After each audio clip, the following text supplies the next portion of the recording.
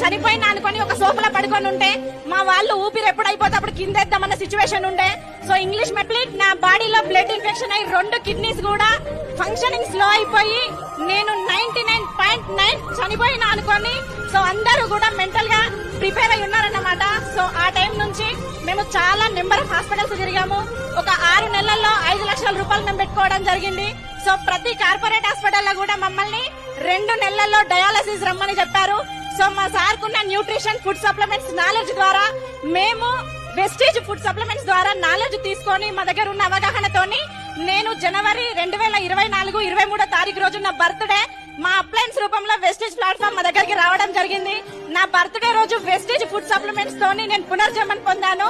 Before Vestige నేను హాస్పిటల్లో 40 రకాల టాబ్లెట్స్ నేను వేసుకునేదండి.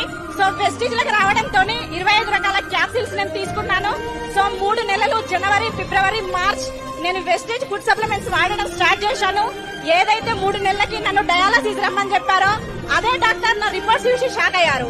నా సీరం క్రియాటిన్ లెవెల్స్ అనేది సో టైం లేదు, నా సీరం క్రియాటిన్ లెవెల్స్ అనేది 2.1 ఉండేది. సో 2.1 నుంచి వెస్టేజ్ ఫుడ్ సప్లిమెంట్స్ వాడడం ద్వారా నేను 1.0కి రావడం జరిగింది. Download ShareChat.